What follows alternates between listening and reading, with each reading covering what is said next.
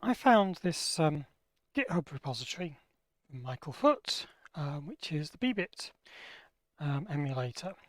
And looking at it, it looks like a regular RISC OS build system. And if I have a look at the make file very quickly, it just looks like a standard one. It's built for 32-bit. It uses stubs, which I can change, but otherwise it looks like it's just a regular build system. So I'm going to try and build it. So let's try to do that with the shell system. So let's create a working directory and let us directory into it, not cd, and git clone, copy, paste that. There we go. Right, BeebIt for RISC OS. Okay, let's make a small change to the make file for stubs G. Here we are. Stubs G. Save that out and exit. And then let's try and build it. Can't because we haven't got an O directory. Let's create an O directory and build.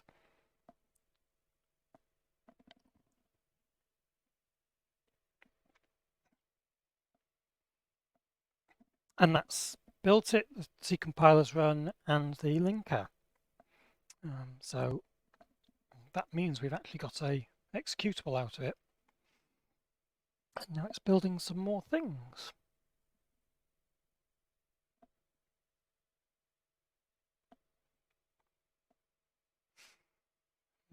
There's quite a few files in this, if I remember rightly. So this could mean it takes a while. This might mean it's a smidge boring. Okay. We've run out of disks, not disk space, out of memory. So help dynamic areas. Okay, so the application space is 100,000 hex. If I just give it 10 megabytes, I think you have to measure it in K. Help dynamic areas. That's a bigger number. Right, build it again.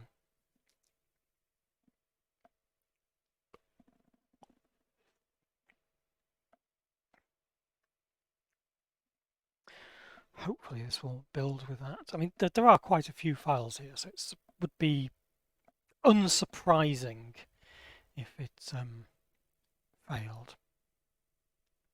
Okay, so that extra memory has worked. We've got that file built.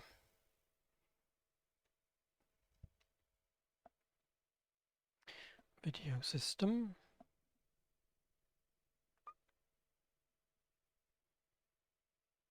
It is a bit slower as it's being emulated, but still should work.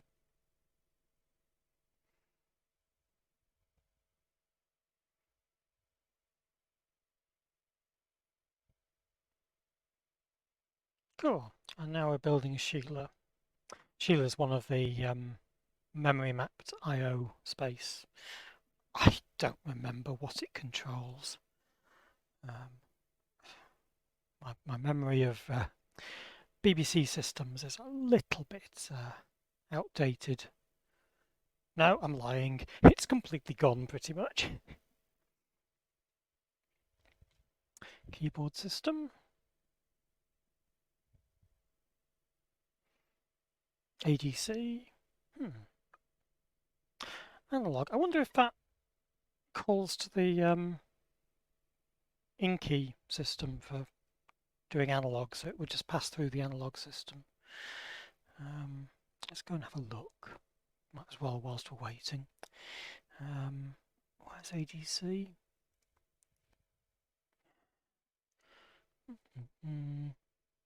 Analog digital converter. So it's faking a D7002C, whatever one of those is.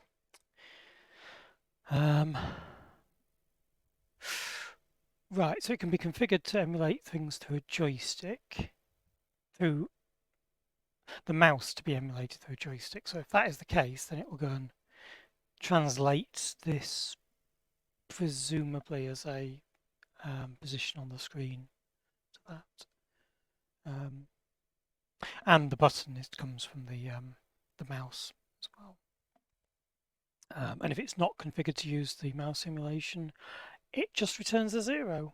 So it doesn't actually go through the in-key system, which is a pity, but yeah, oh well. Right, let's see where we're up to. It's getting somewhere. 6522, that's user via. Okay, honestly couldn't have told you that.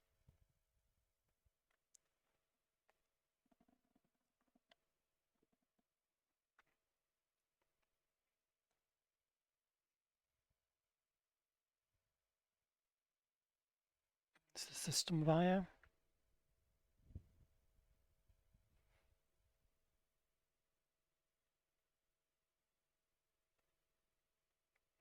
How many files were there?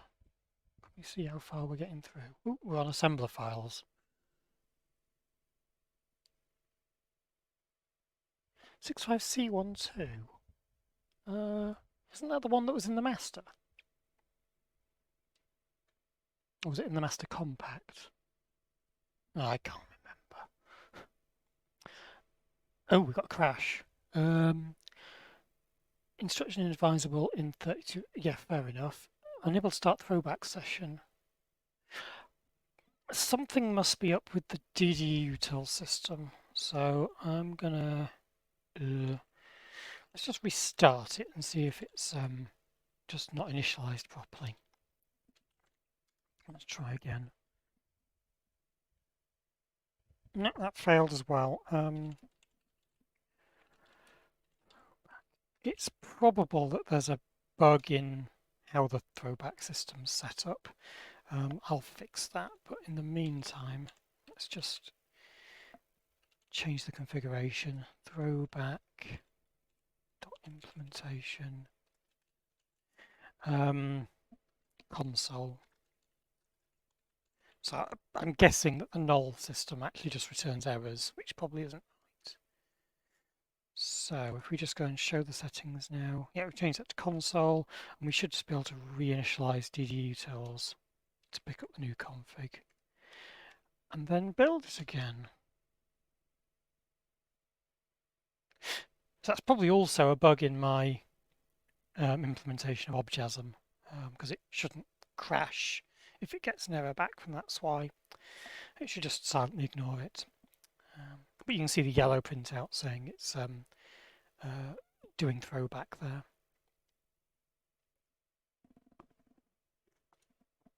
There's quite a few of these. I'm assuming this is one file per instruction block. Ah, right, and now we've got the... Ah, yes, that was the...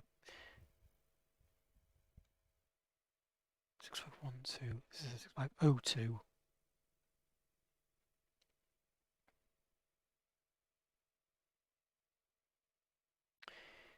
Oh, we're back into doing C code now.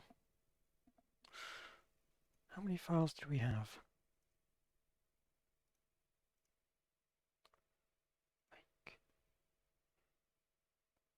Missed it. Oh, we're nearly there. C.BeebIt, that was nearly at the top, wasn't it? It's moving its way backwards up here. Nope, can't see. Oh, there's BeebIt, so it's nearly done. This almost certainly won't be able to be run because it'll be a desktop application. But with no changes, it's looking like, well, I did change something, didn't I? I modified it to use stubs G. We're building the main file.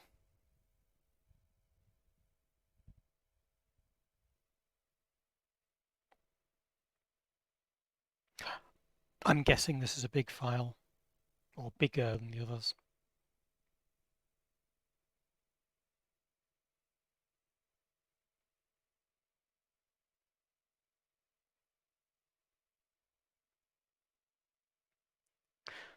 One of the advantages of just trying these things out is that I find little bugs like the one I've just found, and I can refine things a bit. Right, so out of that we've got we linked something called runimage. So if I just have a list of what's in there, we've got the riproms tool.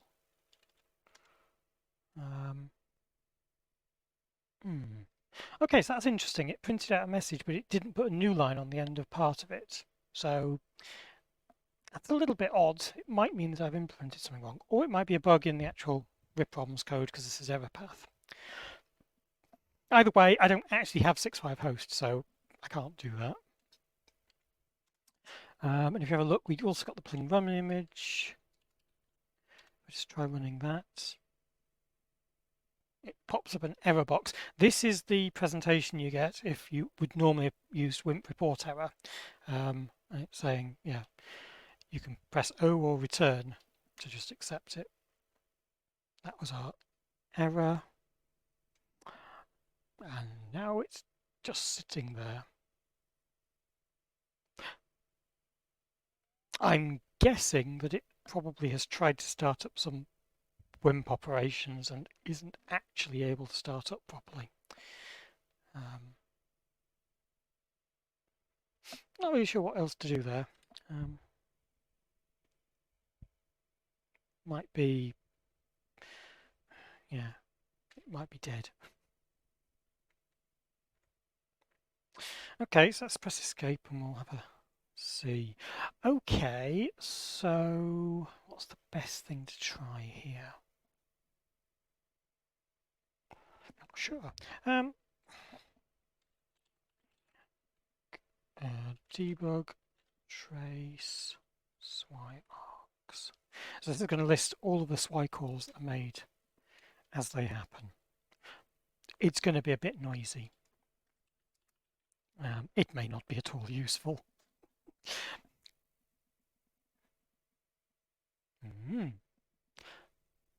Right, so here we can see that it's failed to do things, and one of the things we can see out of it is it's got cannot create $.BeebIt.traces, which probably means, yes, if we have a look up here, actually look at the parameters, it was actually requesting choices $right, which isn't set in this environment. So let's press escape again and let it shut down.